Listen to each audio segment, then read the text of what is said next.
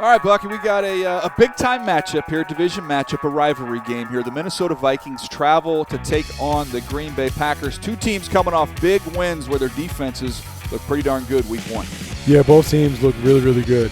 Dominated their respective opponents. But, man, for me, I am looking at the Minnesota Vikings, and I'm looking at this offense. And everyone is going to be all on DALVIN Cook in this running game, which they ran 77% of their plays.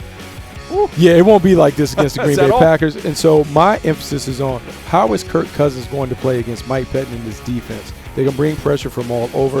Is KIRK Cousins going to be comfortable? And better yet, can they make him comfortable by allowing him to throw off play action?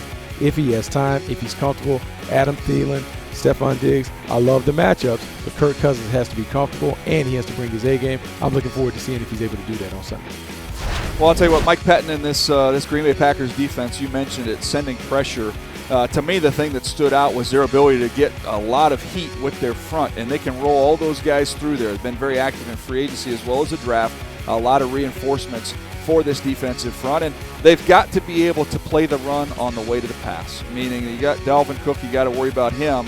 But I do agree with you. I think you're going to see the ball go up in the air a little bit more, so they've got to be able to transition, play the run, get off those blocks, get upfield, and generate some pass rush. That's going to be the challenge there for the Green Bay Packers in this game. I think it's going to be a very competitive game. Who do you like to win it? I'm going to go to Minnesota Vikings. I think the Minnesota Vikings may end up being the class of the NFC North when we looked at the way that they played. And 2 years ago, this was a dominant team. Lost their way last year as KIRK Cousins was transitioning in a new offense, but I think they found their swagger. I think they found their identity. I think Minnesota goes on the road and gets a big win.